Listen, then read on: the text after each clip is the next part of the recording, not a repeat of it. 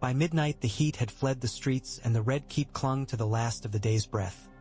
Rank salt from Blackwater Bay, the smell of hammered iron from Tobo Mott's forge drifting up through the night like a ghost that did not know it was dead. Eddard Stark stood alone in a colonnade that looked down upon torchlit courtyards and canted roofs black as slate. His bad leg troubled him. Pain moved up the bone with every change of weight. A steady shorebreak against rock. The price for what a Lannister had ordered and his own honor had borne. He could feel Jory Castle's absence most at such hours. The hall outside his solar was too quiet. His own reflection in the tall windows seemed to watch him with the gravity of a dead friend. Beneath his hand, the stone railing sweated like a cold brow. "You do not have to watch the wake fire burn to know the body is there," Varys had said earlier with that mild voice that could make any horror sound like a nursery rhyme. It had been in the Tower of the Hand, amidst rushes that smelled of mint and the lemon cakes Sansa loved. His grace hunts, the queen waits, the watch counts coin, the city counts loaves. That is the whole of it, my lord, not the whole. In his palm now he could still feel the roughness of a simpler world. A winter oak haft, the ridged lines where a boy's hands had first closed on a training spear. Ned had learned years ago that the world never simplified itself for him. A man had to choose which not to cut and which to leave for cold and time. Tonight he would cut one. Steps approached. Tommer ducked his head out of habit to pass beneath the arch as if the stone could stoop for him. He smelled of oiled leather and the horse that had carried him up the hill. "Your Grace," he said, catching himself. "My lord, the men are placed." "How many?" Ned asked. 30 of our own. Another dozen from men we know by name. The ones who kept their mouths shut in the yard when Jory's bones went in the fire." Tommer's thick fingers moved as if he could count the names better if they were beads. "Harwin took the gatehouse rota for the night watch. Desmond's taken the armory. Will is with the kitchens. If someone means to pass signs by food or wine, he'll see. Allen's in the barracks at the city wall tower, with a purse of southern silver for anyone who complains the rent is paid late and the belly earlier." "I did not ask for bribes," Ned said. Tommer scratched the scarred knuckle of his sword hand. "No bribes, just arrears. Been months since anyone gave a thought to arrears. A man who eats on time will keep his nerve longer than a hungry one. I learned that watching mummers steal a crowd with meat pies." Ned remembered the words Littlefinger had used. "Pay the watch and they'll fight for you, don't and they'll sell you," and felt a swell of refusal before he tempered it. He had told Peter Baelish that he would not buy honor, and he would not, but he would see that men under his authority were provisioned. That had been the rule at Winterfell since his father's time. A well-fed man owed his lord honest work. When he had told Varys as much, the eunuch had tipped his head to the side like a bird blinking at a pebble. "Words, my lord, but words shaped like spears." "Any word of Slynt?" Ned asked. Tommer's mouth went tight. "His door is watched. Jacelyn Bywater has the other side of it." "Bywater?" Ned straightened. He had asked Varys for the smallest thing that smelled of trust in the city watch, and Varys had folded his hands and let the candlelight gild his smooth scalp and said, "If there is a man to be found, I would find Ser Jacelyn. It is hard to shame a man who keeps his own house poor and his arms well-oiled." "He agreed," Ned asked now. "He listened," Tommer said, "and when he looked at your seal he bowed his head and said, 'The watch obeys the law,' or some such, though he eyed me as if a Northman was law enough with a blade. We do not have his oath. We have his measure," Ned said. "That will do." He pushed from the railing. The pain in his leg was a dog that hated a man for standing and loved him again when he walked. "Bring him to me." Tommer left in a churn of footfalls. The chamber warmed as if the night had moved closer while he stood there. Ned went back inside to the table where he had left the cracked lacquer box from John Aaron's study. Its hinges cried soft when he lifted the lid. Genealogies, sigils, the strange comfort of black ink and sealing wax. He had already traced and retraced the path that ran through them. Dark hair and fair. A pattern that cut the mind if you held it wrong. His hand went to the sheet where he had copied the relevant lineages and stopped. He had stared at the names so long they no longer meant flesh. They meant a choice. A rap sounded, Then the door opened to admit Tomard and Jacelyn Bywater. Bywater was taller than he had seemed at a distance and lean, a man pared down by habit. He wore a simple gorget with the crowned stag picked out in dull brass. The city watch's cloak flared about his shoulders when he bowed and returned to place like water settling. "My lord Hand," he said. Ser Jacelyn, nedre tur ned.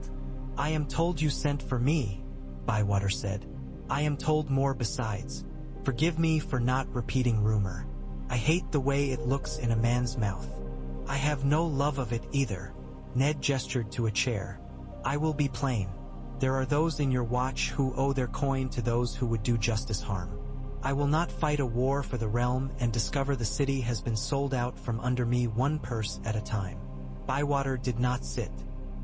He regarded Ned with gray eyes that had the habit of passing over a room like an accountant's, finding doors and corners and the sawdust in the cracks. "If you speak of Lord Baelish, I have no cause to say his coin buys me. If you speak of Janos Slynt," the name hung between them like a broken link in a chain. "I would speak of your oath," Ned said. "Not the one to the commander of the city watch, the one to the crown and law. I am the king's hand. Should the king die, as all men must, this seal empowers me to act as protector until the rightful heir is named and seated. If there is to be blood, I would have it serve order, not ambition. You speak of rightful heirs in a city where every wrong man wears a right medal," Bywater said. He glanced down at the seal with the crowned stag and the dire wolf hand engraved in the margin. "I am a poor man in my habits, Lord Stark, but not in the watch. I know the names that count for anything in the alleys. I can say openly that Commander Slynt has learned to keep his friends by letting them do business. If you would name that cause to remove him, you will find many honest watchmen ready to march behind whomever keeps a straighter line. But you will not pay them out of the Master of Coin's chests. You will pay them in the day that passes without a fire set to flea bottom." "Then hear me," Ned said. He felt the weariness drop off his words because he could not afford it. "As of this hour, Janos Slynt is relieved of his command and placed under custody pending charges of maladministration and taking bribes to the harm of the city. I will appoint an acting commander at dawn. Until then, I charge you with securing the doors to the barracks, the gatehouse, the watch armory, and the throne room. You will do this with men who will not sell their captain for a purse. If any break ranks against you, you will bind them and take their names. You will not draw a drop of blood unless a man draws first." Bywater breathed once as if he had found a step lower than he expected.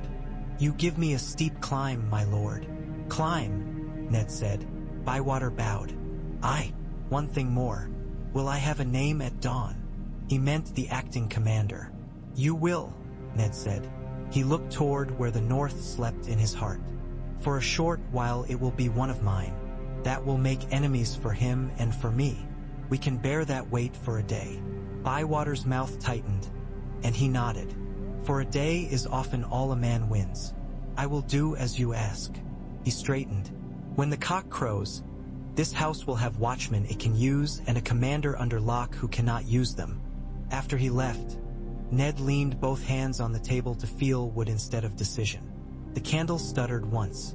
He listened to its tiny flame. When Tomard came again, it was with a mismatched bundle of men behind him. Desmond green-eyed and watchful, Harwin with his horseman's ease even on foot, Will whose hair stood up like winter wheat. Alan clacked a knuckle against his hilt in greeting. These were the men who had ridden south with him and had buried Jory with their own hands. Their faces held the thing he needed most, a readiness that did not hunger to use its blade.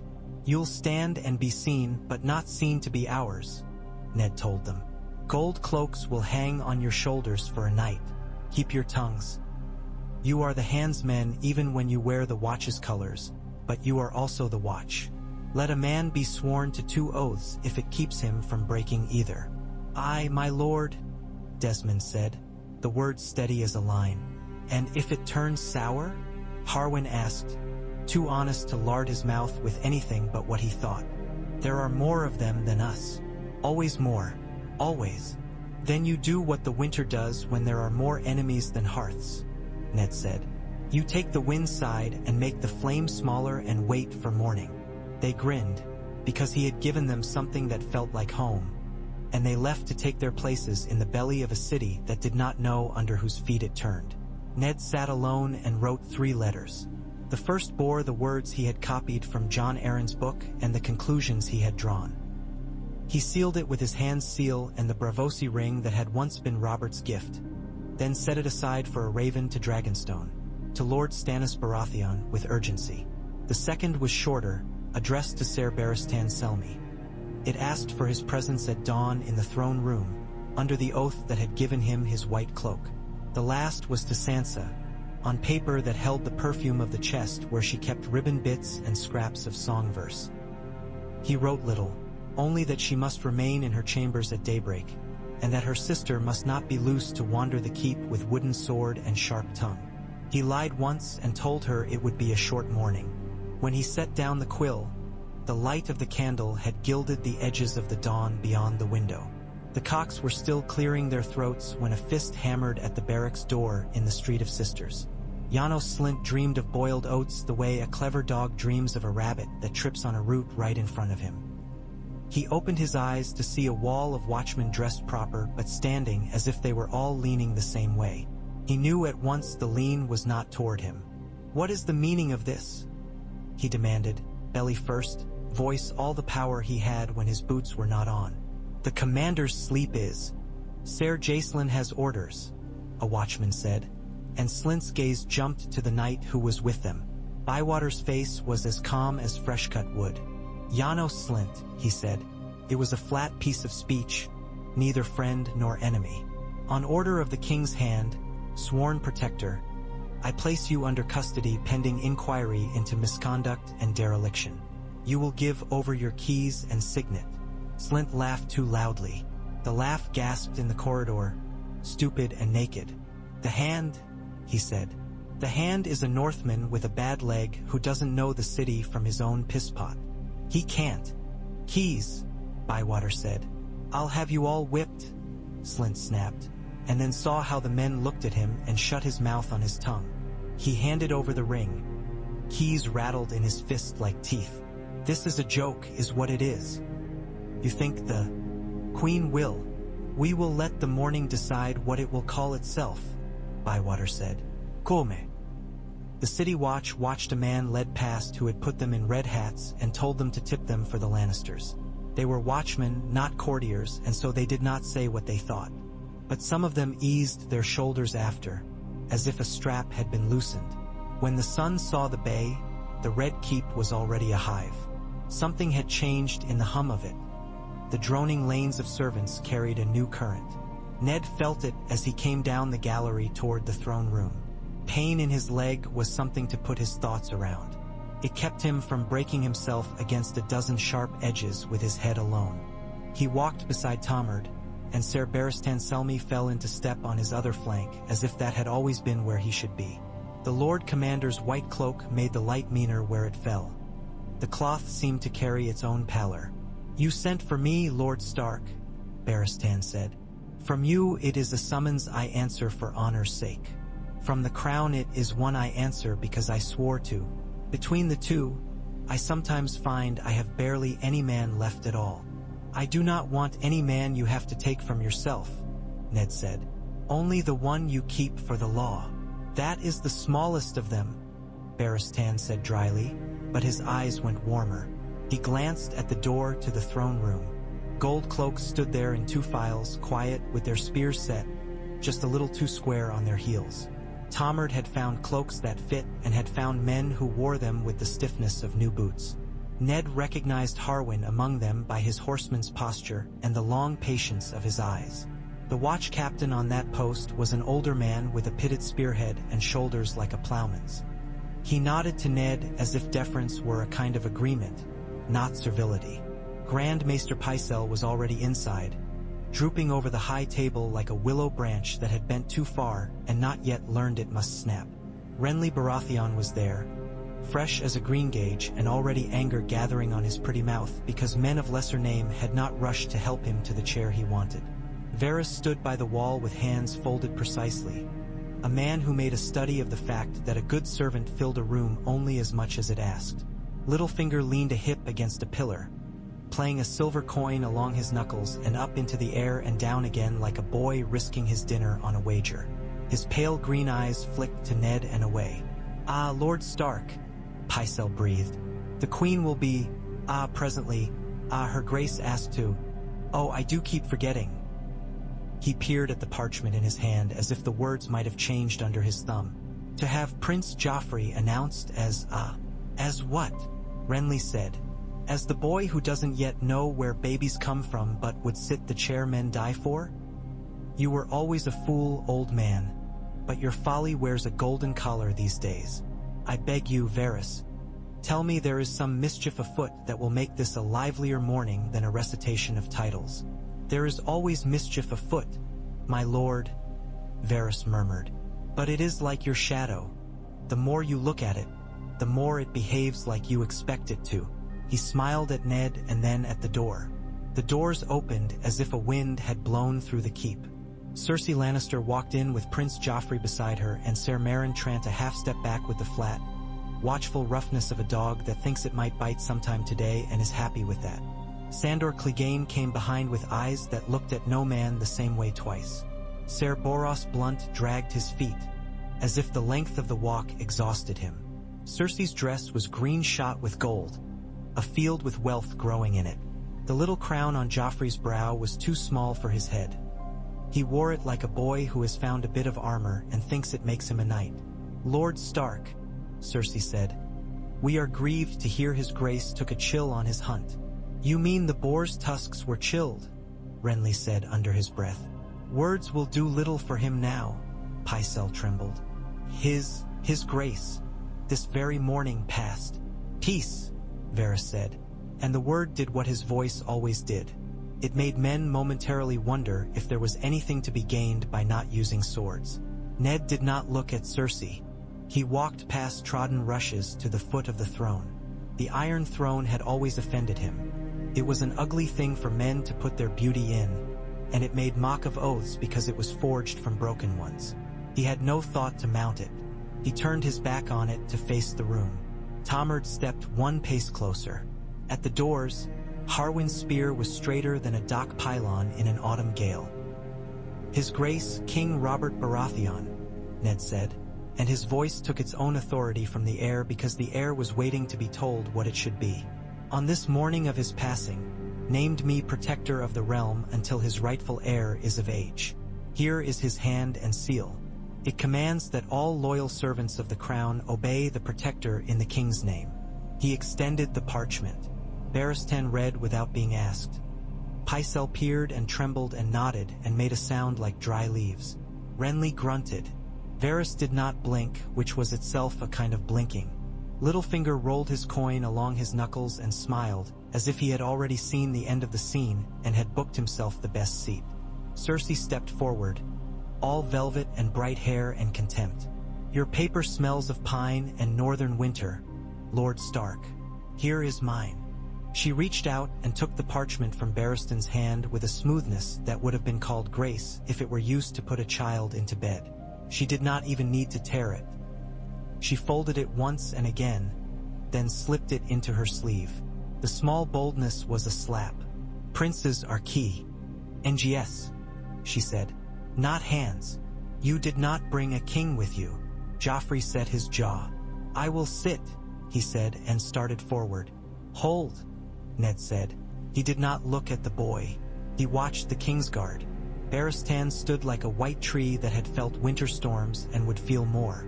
Meryn's mouth had the line of someone counting coin, and Boros looked past the boy at the bread of lunchtime. Only Sandor's eyes were alive, moving to mark the spears at the doors and the men who wore them. Cersei's hand hovered near Joffrey's shoulder but did not touch it. Littlefinger's coin clicked against a knuckle and fell into his palm. "Lord Commander Selmy," Ned said, "I ask you to witness. I have not come to make a king. I have come to prevent treason." He let his voice find the stone. It had to be law to mean anything. "In 2 days' time, the realm shall have a king by law. In 2 days, I expect Lord Stannis Baratheon to ride or sail for King's Landing to press his claim. Those who would name another king now and put a boy on a chair to serve his mother will answer for it with their lives." The words had been cut in his mind for a day and a night. Saying them aloud did not blunt them.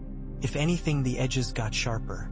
Cersei's mouth smiled, but her eyes had gone the bright green of bottle glass. "My lord," she said with pity for show, "how sad you are. You must be homesick for snow to think the laws of Winterfell apply to King's Landing. Stannis has no love, and a king without love sits a cold throne. My son will be loved. And as for treason..." She turned her head, and her hair moved like the turning of a field in the wind. Ser Merin, Ser Boros. "The boy will sit his throne." Meryn Trant put a hand on the boy's arm. Sandor Clegane moved like a blade turning in a rasp. Barristan did not move at all. He watched Ned. "Gold cloaks," Ned said, and did not lift his hand more than a fraction. At the doors, the watchmen's spears came to the flagstones with a single sound, as if a giant had bit down on a bone. 2 men in gold, their faces, the half-hidden winter of the north beneath unfamiliar cloaks, stepped forward on all sides. 8 spears turned in toward the little knot of green and gold. Ser Meryn checked himself too late, foolishly thinking a pair mattered in a ring. Sandor's head turned. Not fear, but the old habit of a man measuring danger and only liking it when he could decide what to do to it. Boros blanched. Cersei's hand found Joffrey's shoulder after all. Her fingers dug. "Ser Barristan," Ned said, "you swore to the king. Robert named me protector until law seats the rightful heir. In his name I command.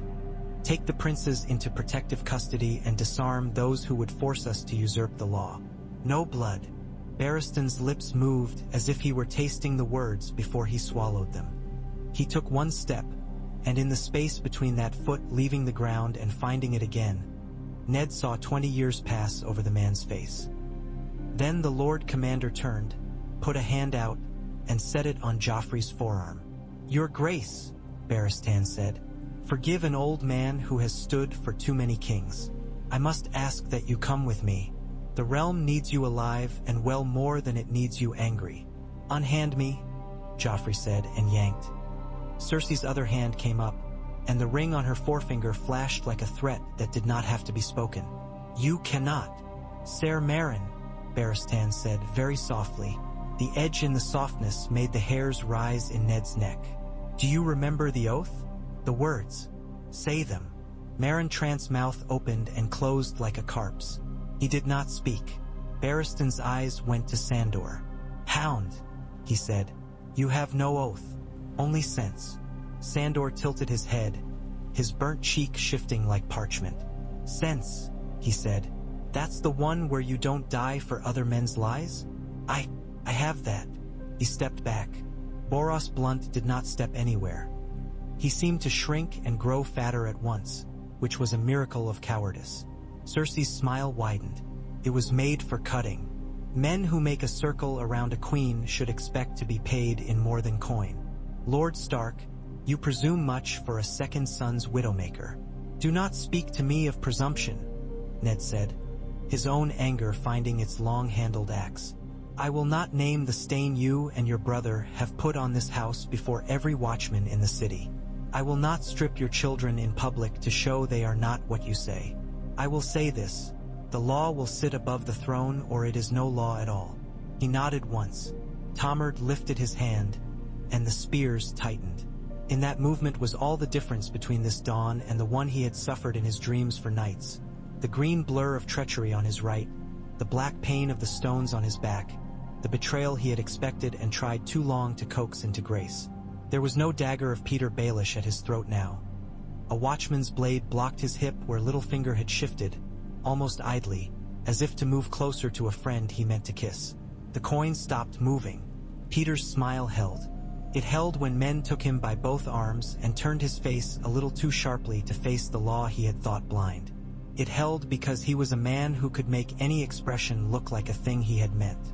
"Careful, Lord Stark," he drawled. "It is such an untidy business, arresting men with friends." "Then you will have to improve your tidying," Ned said. Cersei's lips made a new shape. "You think you have won a match at swords. You have not yet lived to meet the man who comes after the one you defeat. There is always one. The law." Ned said again. Ser Barristan. Yes, the old knight said.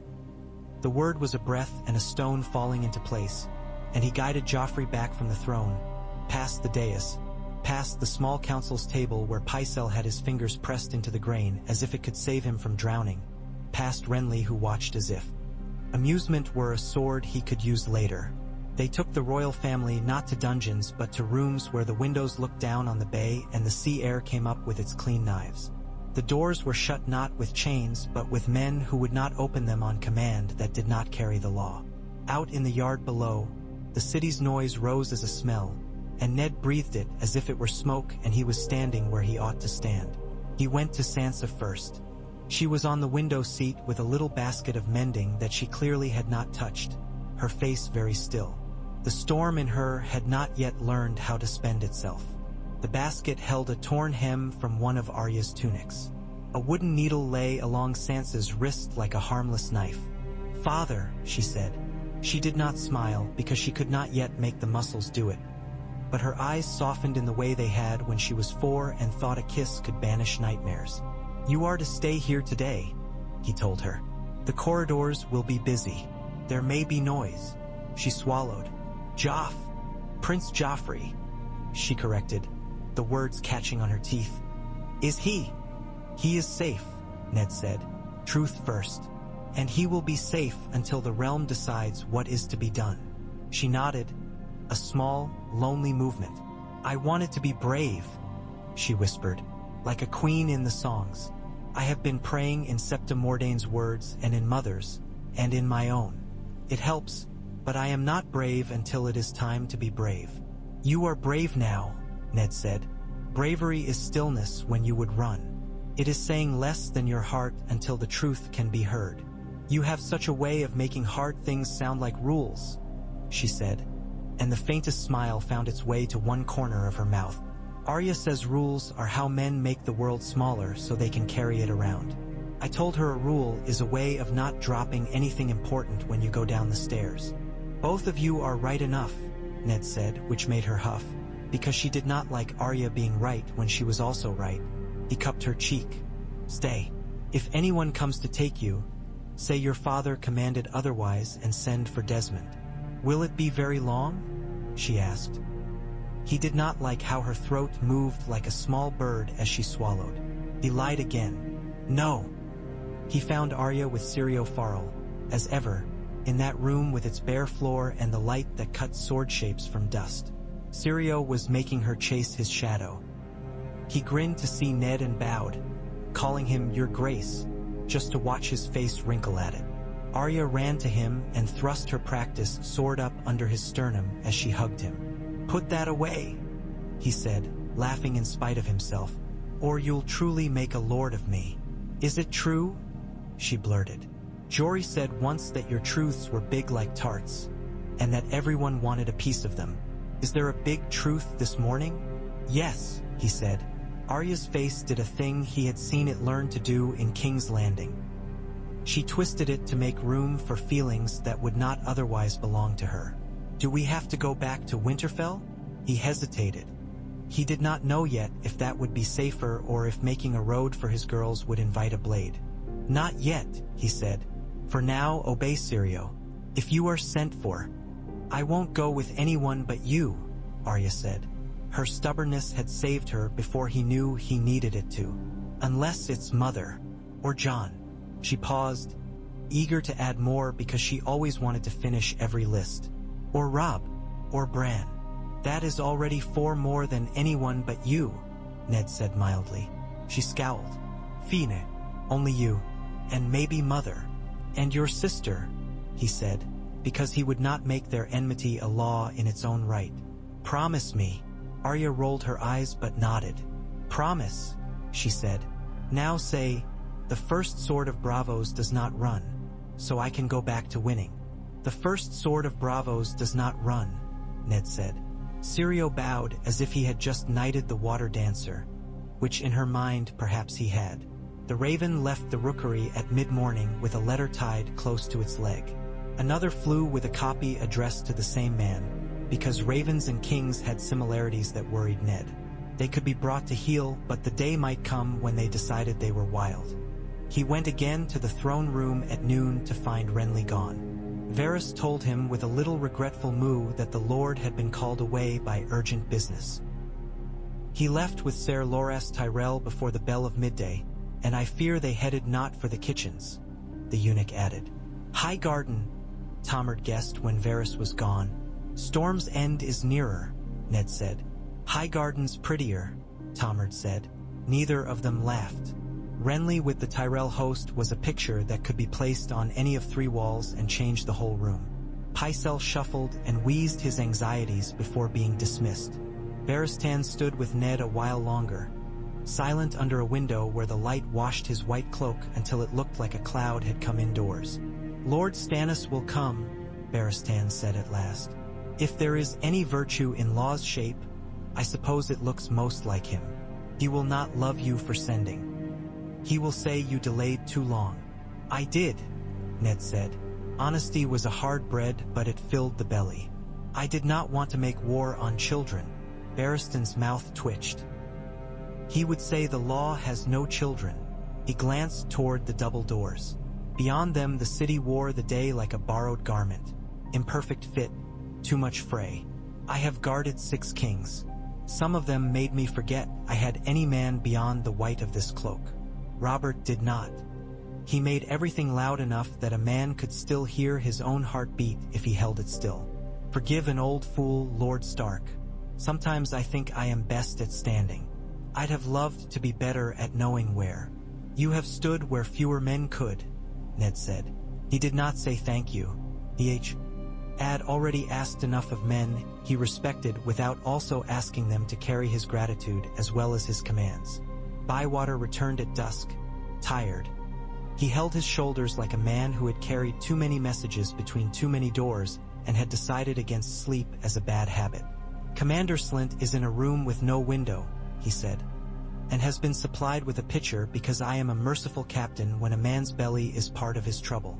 He met Ned's eye.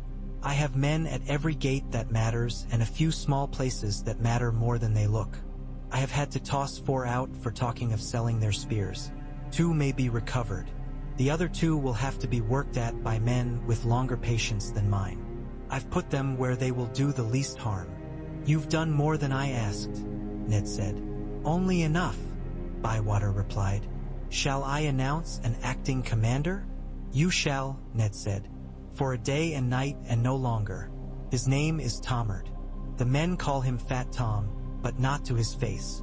He'll not steal from their pot and will carry out orders that burn his fingers. You will serve as his stone hand. I've served under worse, Bywater said, allowing himself the barest smile. There will be those who say you replace one thief with another, Lord Stark. The Watch likes itself for its own sake. See that you do not make too many enemies inside these walls when you need friends outside them. I will, Ned said, though he knew he could not promise the world would answer. Night broke strangely. The city still hummed, but now and again the noise would drop as if everyone were drawing breath at once. A rumor was moving. Rumors have a sound like lapping water heard from under a dock. Regular, soft, persistent, soon part of the thing you think you can ignore. The queen held with her children in the Red Keep. The hand under the king's seal. The Watch gone to law. Renly fled. Tyrell's perhaps coming. Stannis perhaps coming. Somewhere in there, bread. Cersei sent for Ned at moonrise. He found her in the high room with the bay beyond black as a pit and sparks of lanterns in ships that were stars fallen to water. Joffrey slept in a chair with one thin hand under his cheek. Tommen's breath made the velvet coverlet rise and fall softly as a kitten's flank.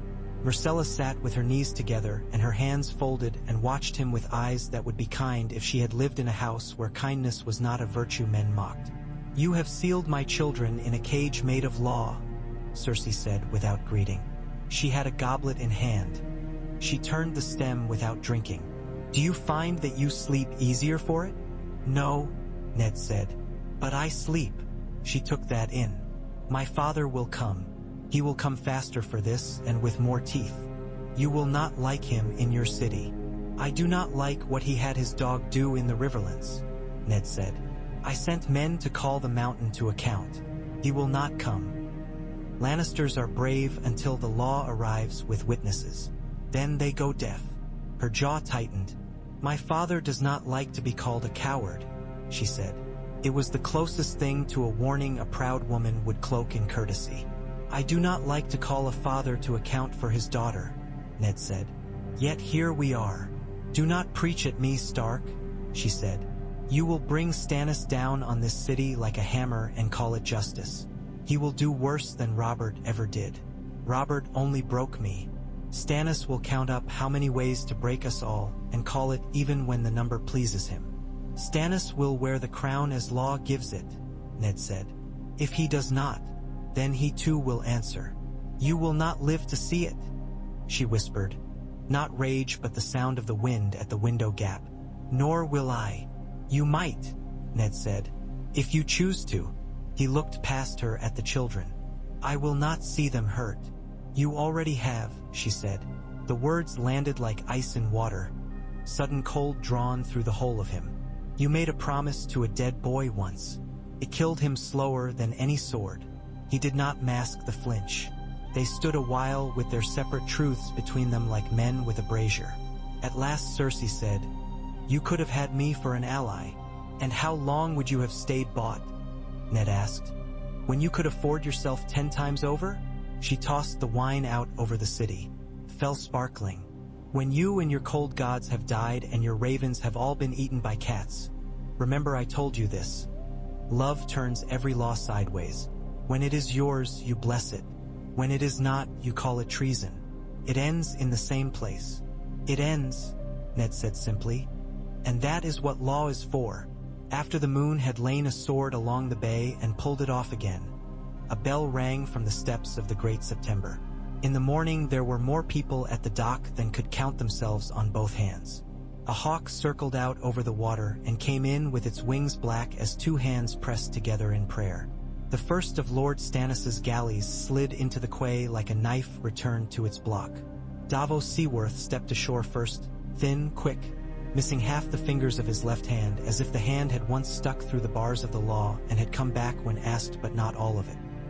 His hair had gone more salt than black, and the lines around his mouth made him look like a man who smiled in private where it would not be taken from him. He bowed to Ned. Lord Hand, he said. Lord Stannis puts himself ashore in 2 ships' time. He came hard and fast, and he will expect the city to have been made ready in the same fashion. It is as ready as a city can be, Ned said.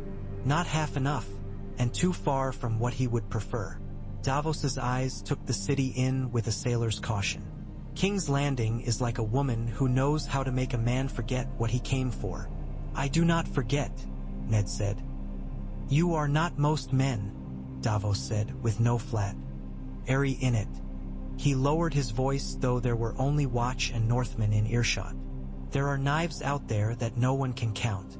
I would not lay odds that Lord Stannis will sleep in this city a night and not wake to a blade. Men with better luck than me have drowned at their own mooring. Then we will move swift enough that luck will not matter, Ned said.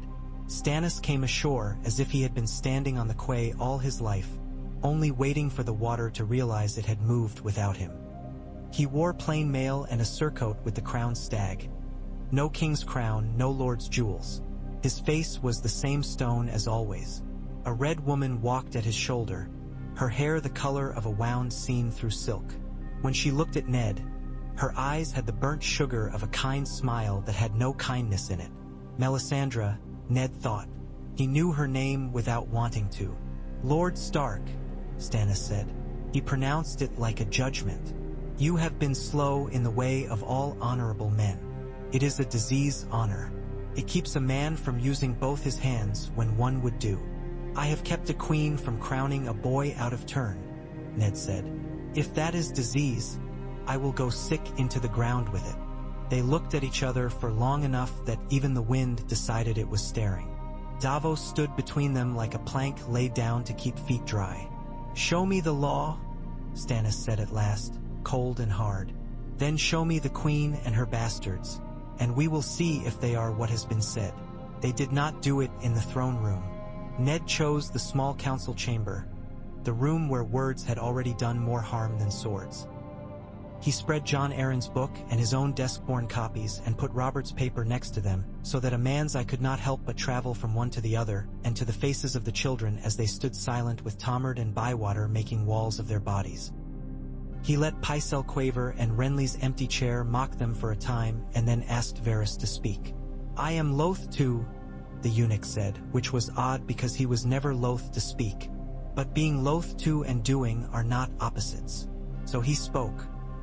He told the room that Jon Arryn had gone to see the armorers and the bookbinders and the king's bastard son at Tobo Mott's forge, and that Robert's seed had put black hair on the boy that could not be combed away.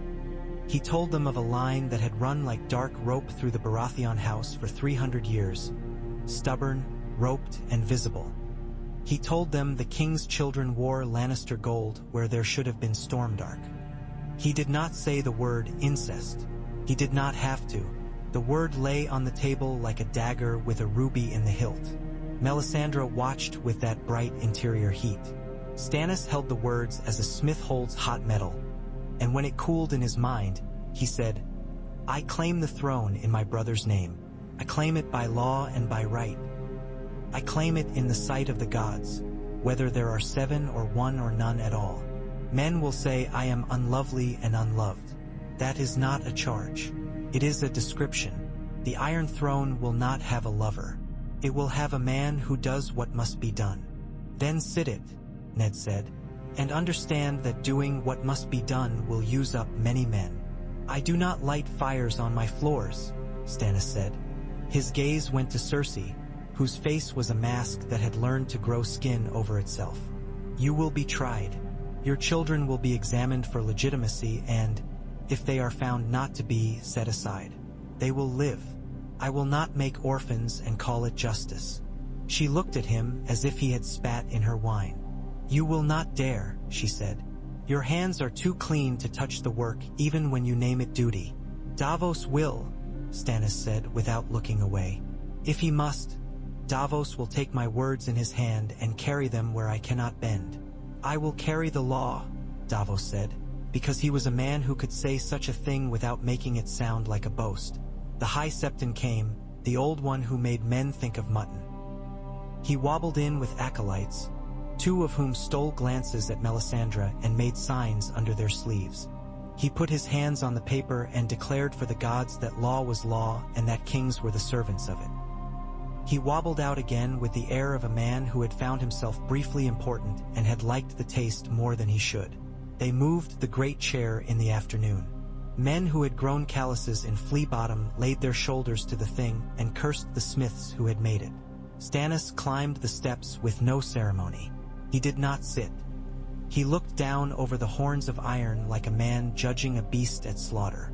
"I will not be crowned by fools," he said. "I will not promise feasts to men who need bread. I will not give the city bells because ears are free. I will give the city law." He looked at Ned. "You have my gratitude for doing the thing you should have done earlier.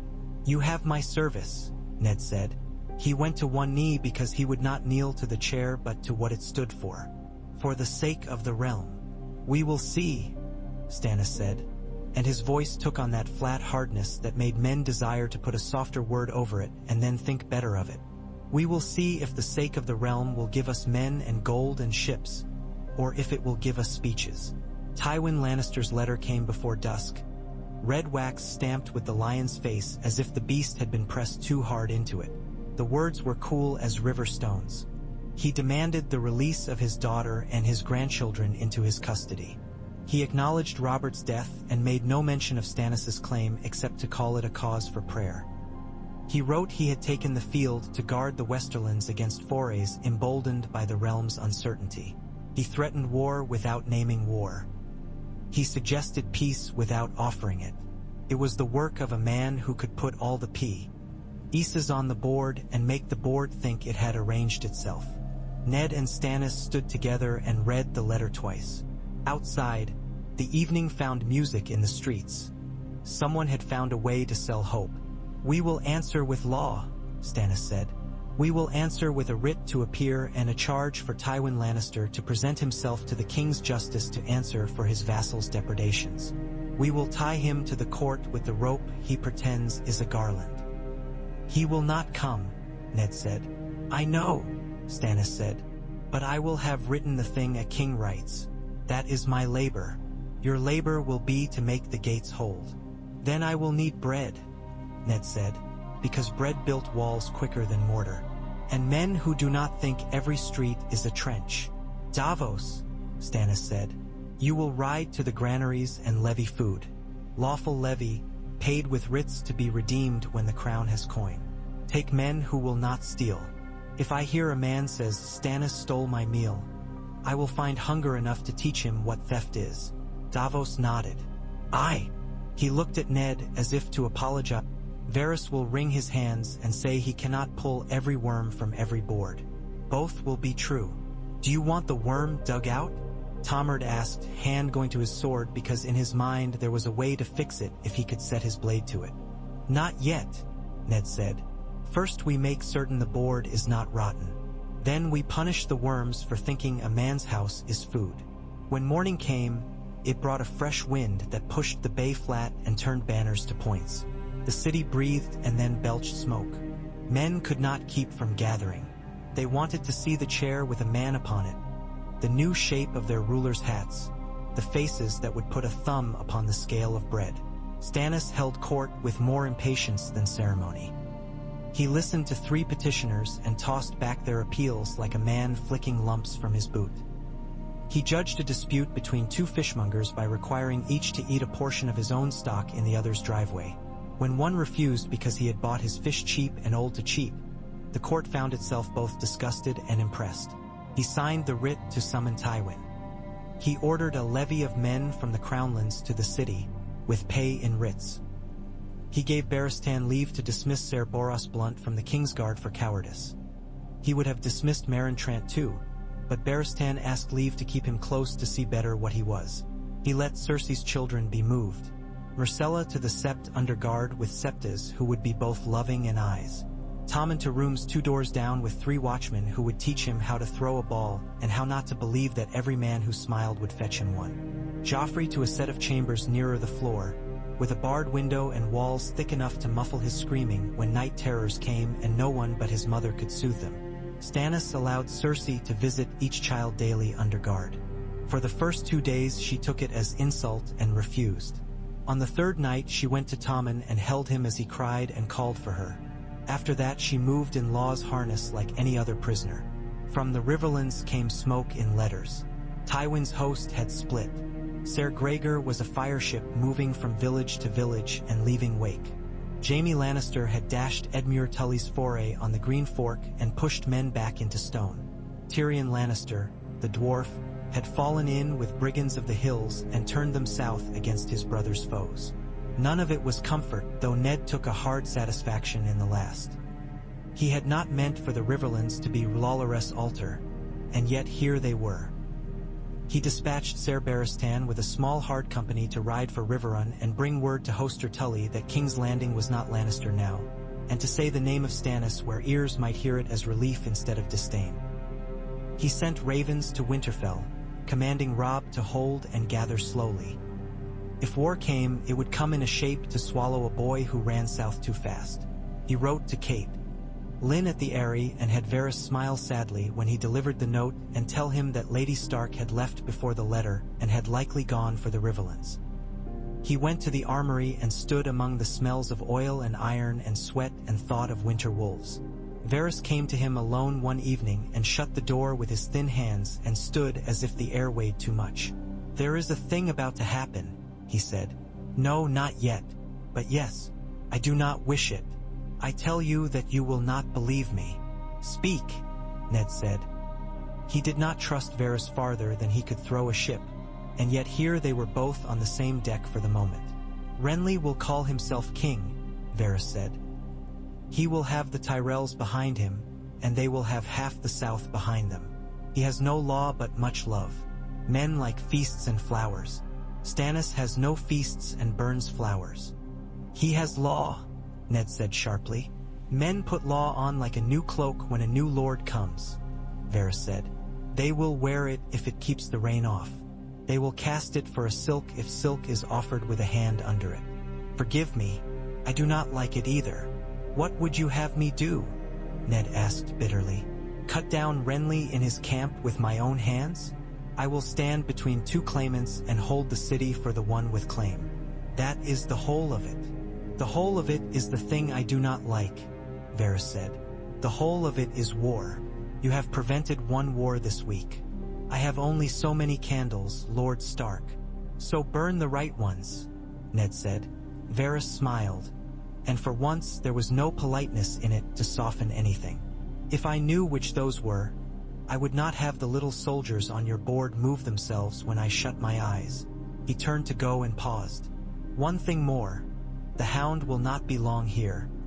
He will ask to leave when the first of the crowds call Joffrey boy in his hearing. He does not love names, but he loves the truth inside them. And if he stays, he will grow dangerous in a way that will harm whatever we all pretend we want. Ned nodded. If he goes quietly, I will not hold him. He will go like a man tired of the smell of smoke, Varys said. The day the Tyrell banner first showed its green rose on the edges of the horizon was a fair one. The bay was busy as a kitchen on a wedding day. Men pointed. The small folk in the streets stopped some of their hurrying to watch the horizon and ask one another whose turn it was to change the world. Word ran up the hill like a dog that had been tied too long and now ran because running felt like living. Renly's camps came down the Rose Road, neat, bright, lovely as lies, standards following standards to make any honest man feel he was poor for using one banner only. Renly himself was a picture. He wore a gold crown that flowered like antlers, a thing lovely and ridiculous at once. He smiled as he came up the hill and into the great yard and walked through the doors Stannis had offended so often by opening too wide. Loras Tyrell's eyes walked every corner before his hand settled on his sword in that careful, easy way. Ser Garland smiled at the kitchens. Mace Tyrell smiled at everyone and no one. I know my brother, Renly told the heir. He will be in the throne room because he always wants to practice standing where he will be seen. Kings must be seen, Stannis said when he entered. Stannis, who did not smile and wore no crown. Renly's bright folk turned half of their faces into shadows. Melisandre did not move her head, but her eyes found Renly like a cat watching a bird that has forgotten cats exist. But not for the reason you think. Blessing is not something men can put on a man like a cloak. It is earned in the night when there are 3 men and a decision that will stain 4 hands. Renly laughed, and there was no malice in it. He simply enjoyed his own warmth. Brother, he said, I love you with all the love a man can afford when he has a crown in his hand.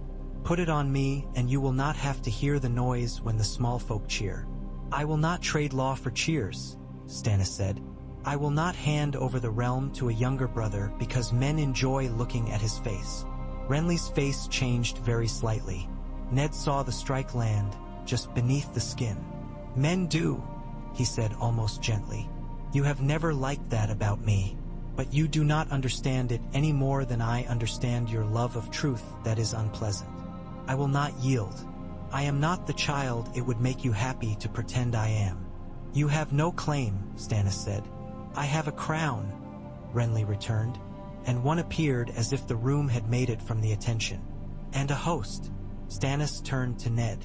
He did not need to speak. Ned said, the city watch will keep order in the streets and the Red Keep. The gates will not be opened to an army that has not sworn to the king. Renly's smile slanted.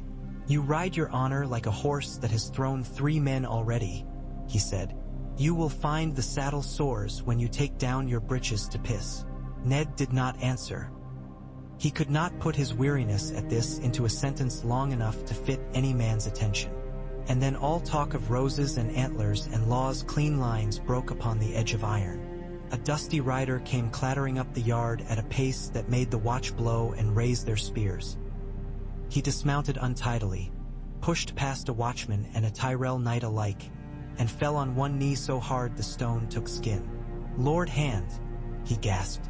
Your Grace, he added for Stannis, one fingernail finding its way between 2 cuts on his palm and bleeding. Say it, Stannis said. He said it. Lord Tywin's vanguard is within a day's ride, and the mountain rides 3 hours behind them with 300. They burned Sau's horn, and they hanged 6 men on the road with their tongues cut out.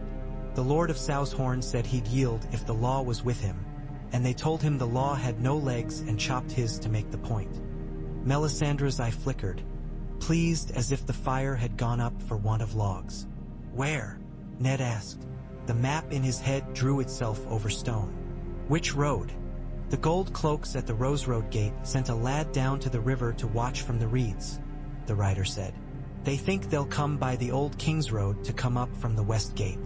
It's what men who want to be seen by small folk do." "They mean to be seen," Stannis. The first man to fall was not a soldier at all, but a boy whose father had sent him to sell cress. He fell with the stupid look of a child taken unawares. That look did something to Tomard's face when he saw it. "Close it!" Bywater shouted, and the crossbars fell as if gravity had remembered its work after a night off. The mountain's men turned to be wolves when they had meant to be dogs.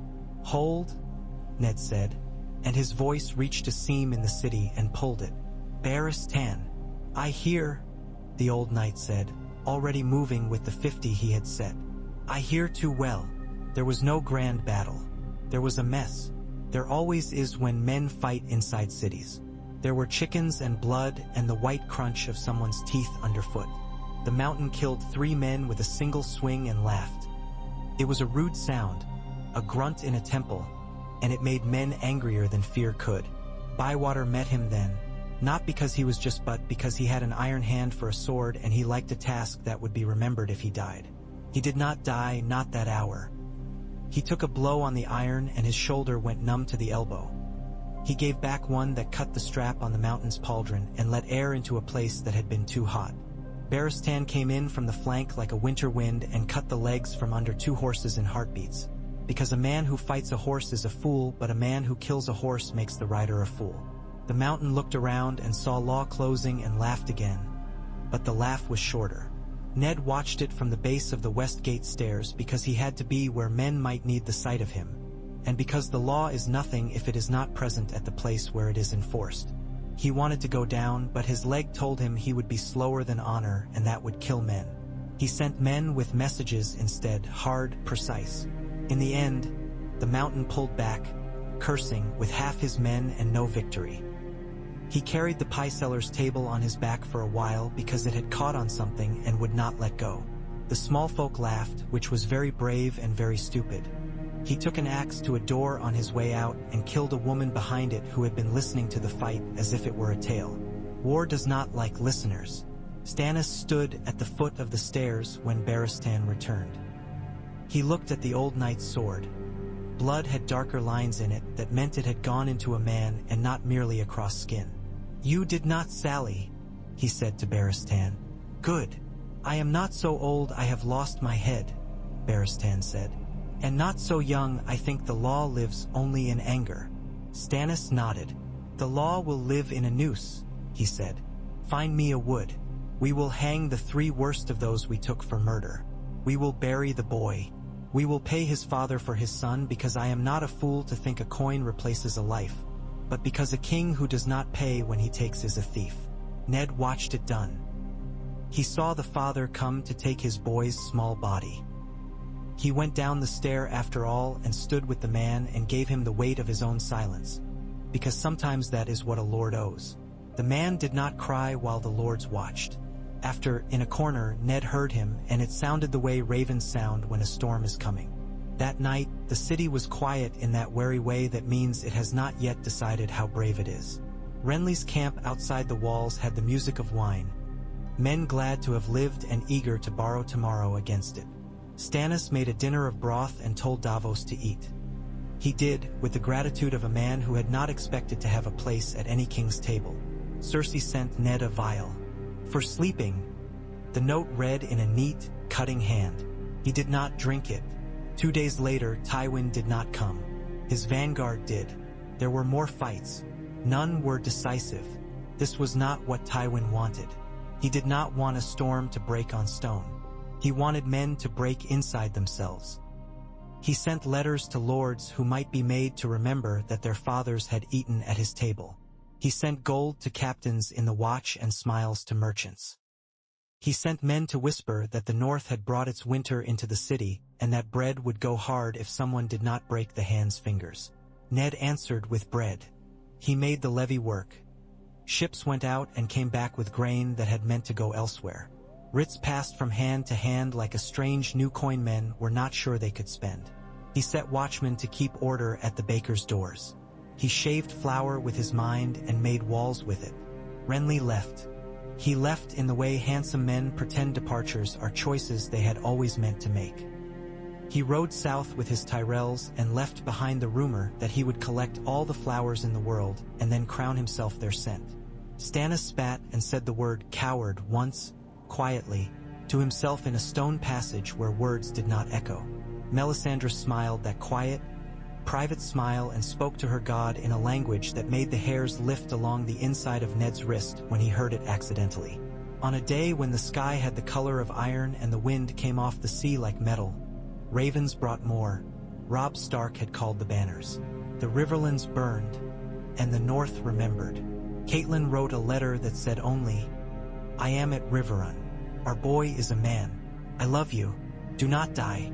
Ned read it and held his breath, as if he could hold her note inside him where it might warm his ribs. He went to Stannis and said, "When the North moves, the realm changes shape. I will not bring my son south to die in a quarrel over pride. Tywin will make it that, if I let him, we must make it about law. You have said law so many times that you do not hear that the word means different things in different mouths," Stannis said, but he nodded. "We will send a peace with conditions. We will offer Tywin a hearing for his daughter, with 3 good men as judges. We will ask the river lords to send witness against the mountain, and we will convict him in open court. We will hang him at the west gate if we can take him. We will let small folk see a rope can hold a great man. And if Tywin will not come to be judged, we will say so from the steps of the September and tell everyone which man does not like the law when it does not smile at him." It was a good plan for a world that wanted to be good. The world did not, but it held them one more day. That night, Sandor Clegane came to Ned. He was not drunk but had made the acquaintance of wine. He stood with his burned cheek in the candlelight so that it looked like a map where rivers had been burned into the land. "I'm leaving," he said simply.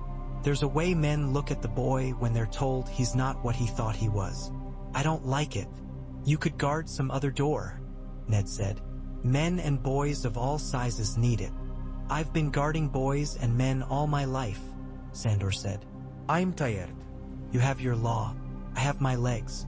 I'll use mine." "Take coin," Ned said, and Sandor snorted. "Keep the golden shits for the men who like the taste," he said.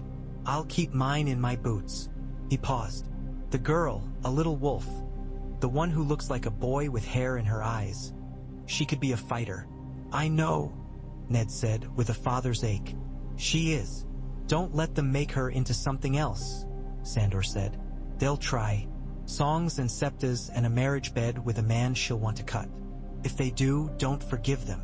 "Some things," Ned said, "I will never forgive." Sandor nodded, as if that was good enough. He left as he had lived, sideways through men's attention.